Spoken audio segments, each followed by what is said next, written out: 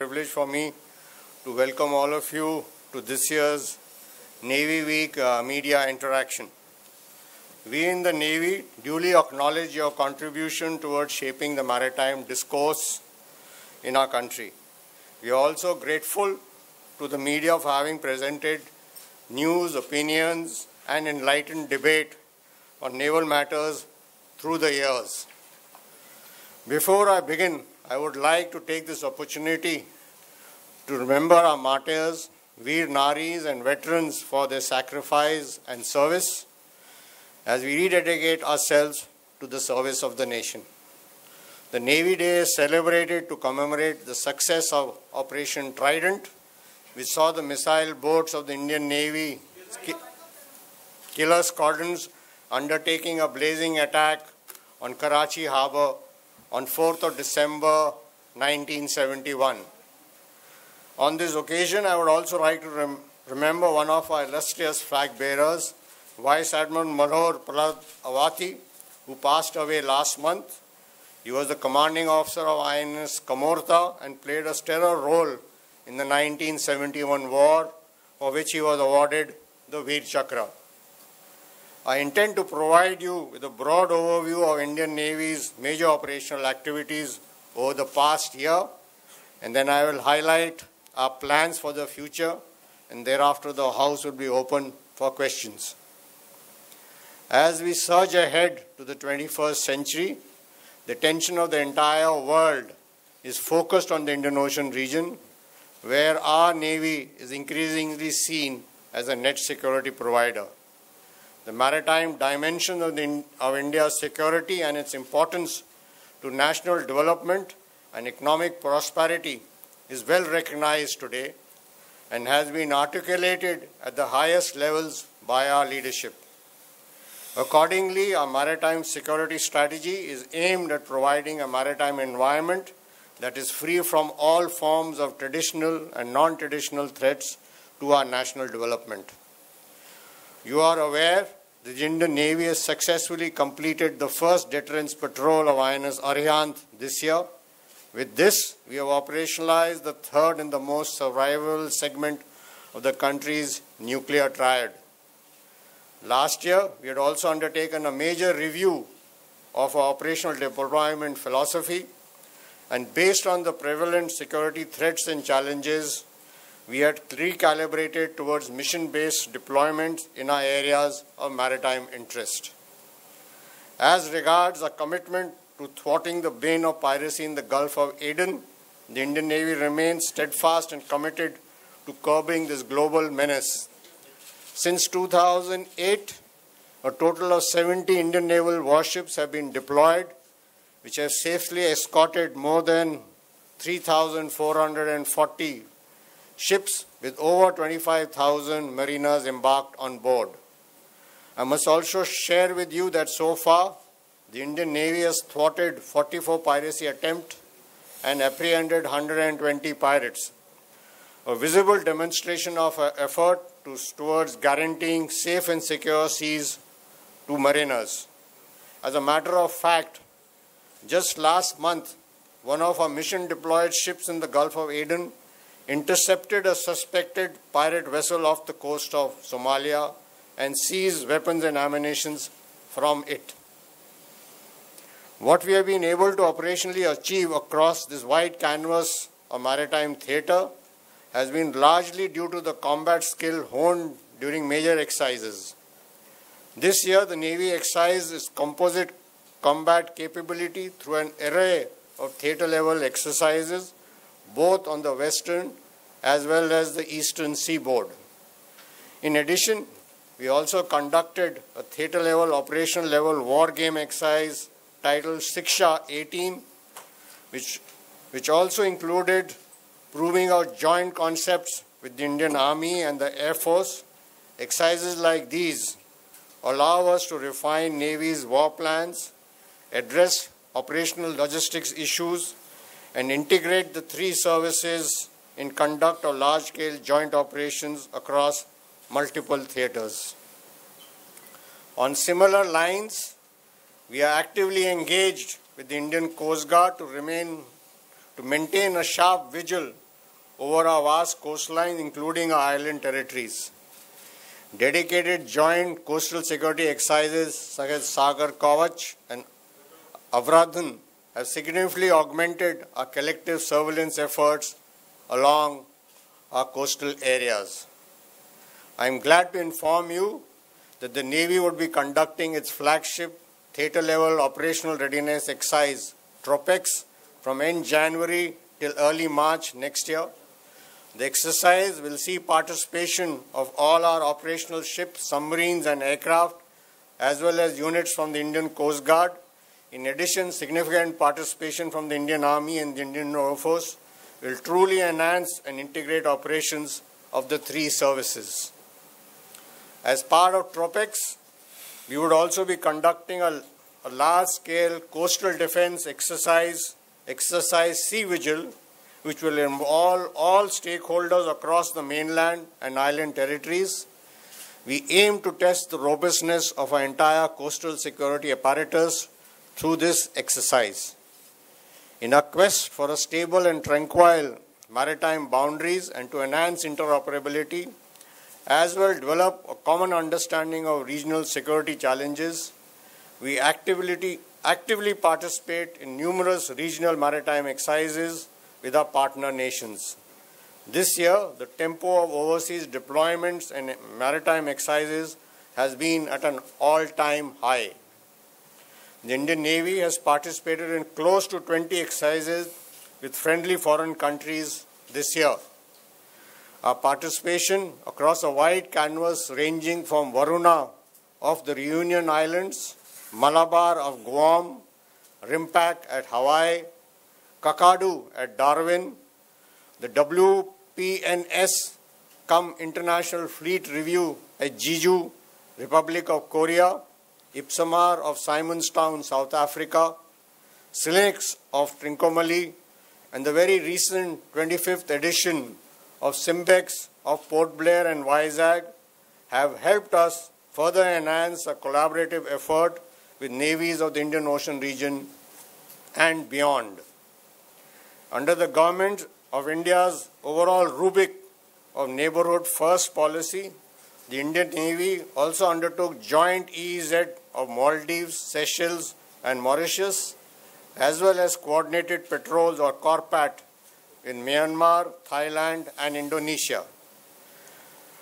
The maiden bilateral exercise with UAE and Indonesia and maiden CORPAT with Bangladesh were also commenced this year. And we are on the cusp of commencing bilateral exercise with Bangladesh and Malaysia next year. These activities help enhance interoperability and ensure security in our maritime neighborhood as well as in the global commons. In addition to honing our combat skills and forging closer ties with our maritime neighbors and partners, we continue to be at the forefront of humanitarian assistance and disaster relief efforts. The devastating effect of climate change is a serious cause of concern, and this year several regions in the country witnessed severe natural calamities. The floods in Kerala was an unprecedented occurrence of its kind, once in 100 years. The Navy conducted Operation Madad for over 2 weeks, rescuing over 16,843 people, and followed it up with elaborate relief and rehabilitation efforts thereafter. Large-scale rescue efforts during Operation Cyclone Titli, which hit our east coast, also saw our personnel and assets coming together to provide succor to those in need. The Navy also rendered assistance in our maritime neighborhood during times of natural disaster.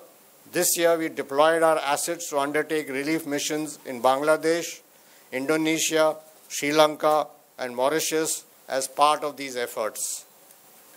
I'd like to assure our countrymen that the Indian Navy remains committed and ready to provide succor and relief in any part of the nation as well as in the Indo-Pacific region.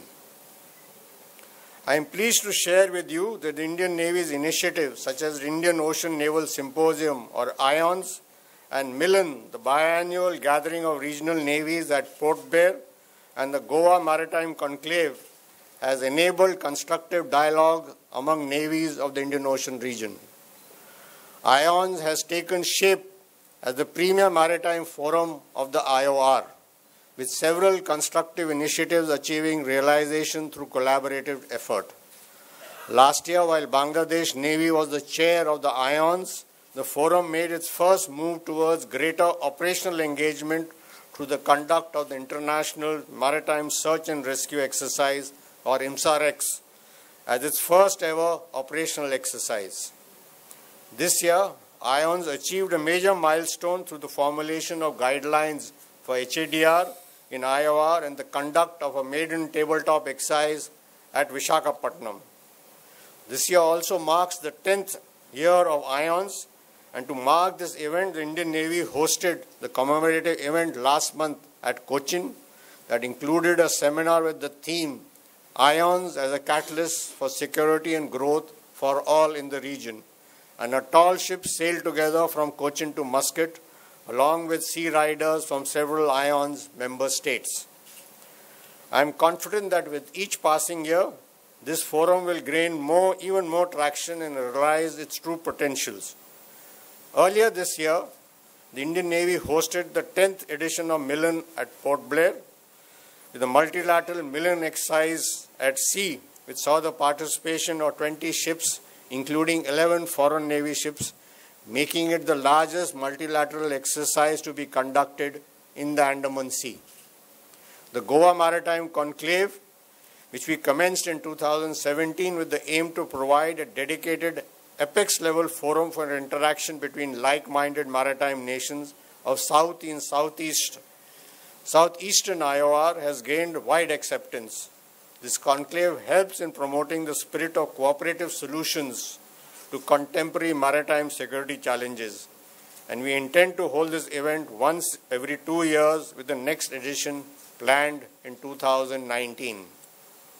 Information sharing among countries to enhance maritime domain awareness at the regional level has been accorded renewed impetus at the highest level.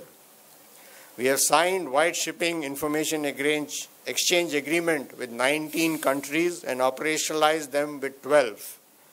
The Information Management and Analysis Center of the Indian Navy has also emerged as a virtual information hub for wide shipping information in the region.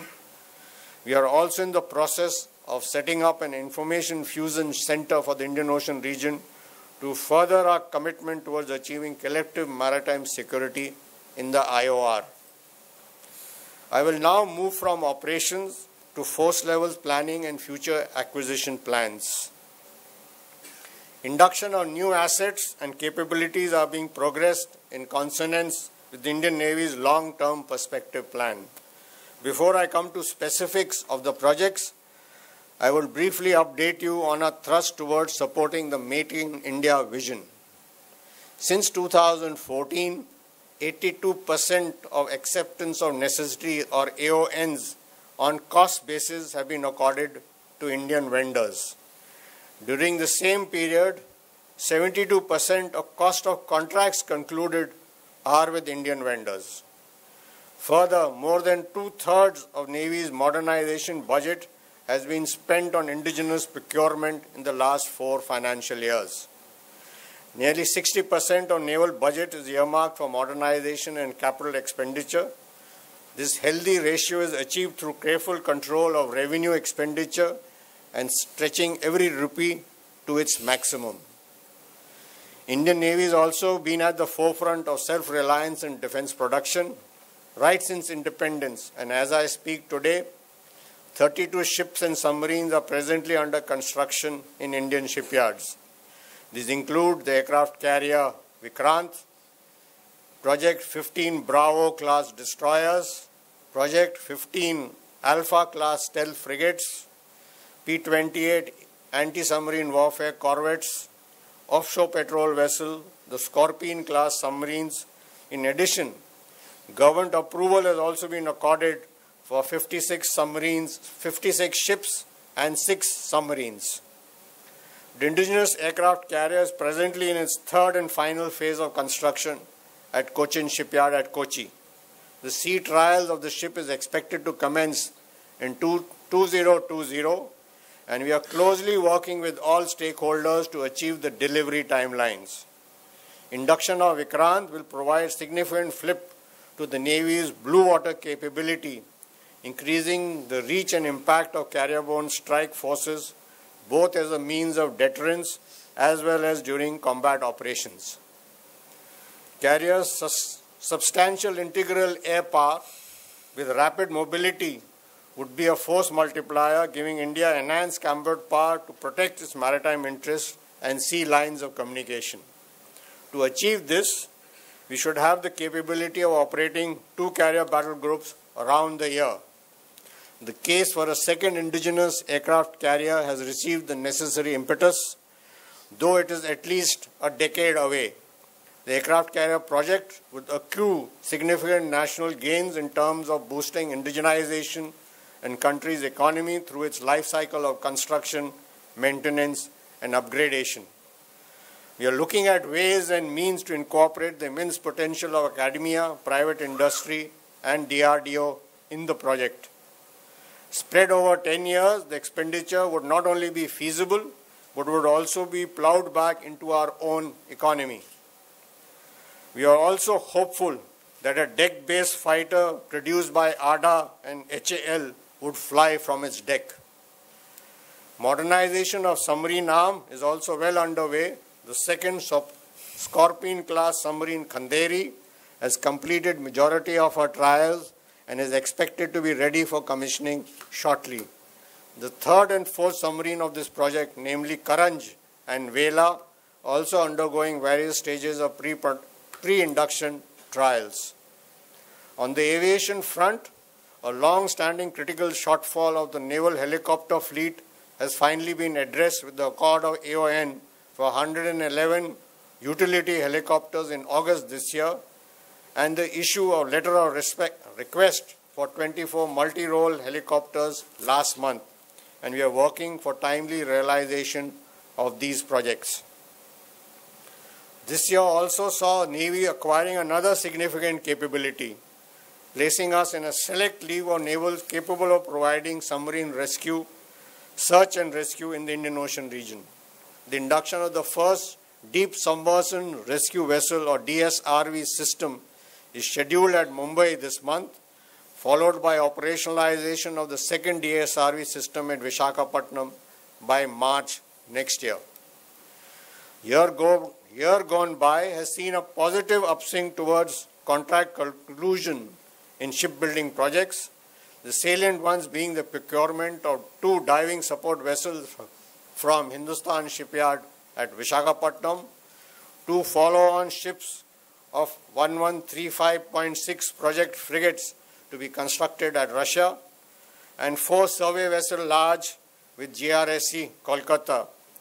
We are also targeting contract conclusion for 2 additional 113.5 ship with Goa Shipyard and the ASW shallow water craft in this financial year. We hope that in the coming months, our project related to LPD, fleet support ship, and mine countermeasure vessel will also move forward. Operationalization of the strategic partnership model has happened with the accord of the AON for building 111 utility helicopters in India, which I mentioned a while earlier. This is the first AON under the strategic partnership model. This will be further consolidated with the release of submarine-specific guidelines for building the P-75I submarine indigenously shortly. These projects will result in acquisition of know-how and enable design and manufacture of major platforms such as submarines and helicopters in India, thereby enhancing the indigenous defense industrial capabilities in the private sector. As regard infrastructure growth, Phase 2 Alpha of Project Seabird at Karwar is progressing well. Creation of a full-fledged naval dockyard and associated infrastructure to accommodate more number of ships and submarines is being undertaken during this phase. We are also focused on developing island infrastructure. The Naval Air Station at Shippur in the Northern Andaman and Nicobar Group is scheduled to be formally commissioned as INS Kota in January next year. This would provide enhanced connectivity to Northern Andaman Group of Islands, as also increase surveillance capability in the region. Ladies and gentlemen, while our focus remains on induction of new technologies and state-of-the-art platforms, the Indian Navy truly believes that professional skill and motivation of our personnel form the heart and soul of naval capability. Our well-trained, highly motivated, and deeply committed human capital will always remain our greatest assets. We are constantly at work to keep our HR policies in sync with the nation's aspirations and expectations. Training remains one of the Navy's key focus areas. Here I would like to share with you that in addition to the wide spectrum of specialist training undertaken in-house at our world-class training institutes, we are also the favored destination for many of our friendly foreign countries. Based on requests being received, we have increased the number of training vacancies for foreign trainees over the past few years from 699 to 1,056. We have also taken the lead as regards joint training recommendation of the Shipyards Committee. The recent commencement of training of 68 Indian Air Force personnel on catering at a catering school, INS Hamla at Mumbai, as the Joint Service Training Institutes marks another important step in the Navy's endeavor to strengthen jointmanship, as also rebalance defense expenditure through optimally harnessing the existing base of training resources. Moving on, apart from excelling at all operational tasking across a wide canvas of the Indo-Pacific this year, our men and women have also excelled in setting shining examples for the youth of our country to emulate. I am sure all of you would agree that our lady officers created history by successfully undertaking an arduous mission of sailing around the world or circumventing the globe on the indigenously built sailing vessel Trainees. On similar lines, during Asiads and Commonwealth Games earlier this year, our sportspersons have performed exemplary well, winning golds and silver medals. We are now focused on providing them the very best of coaching and facilities for the 2020 Olympics. This year also marks the Golden Jubilee of the Western Naval Command. Since its inception in 1968, the command has held the mantle of the entire Western Theatre of Maritime Operations, excelling several operational campaigns, including the historic attack on Karachi Harbour on 4th December 1971. To commemorate the Golden Jubilee, a series of commemorative activities are planned at Mumbai in the coming weeks. Ladies and gentlemen, in keeping with this year's Navy Week theme, which is Mission Deployed and Combat Ready, I would like to assure the nation that the Indian Navy continues to remain on watch 24/7, safeguarding our national interests in the maritime domain. On behalf of all uniformed and civilian personnel of the Indian Navy, I take this opportunity to convey my best wishes to our countrymen on the occasion of the Navy Day. Jai Hind and Channo Maruna.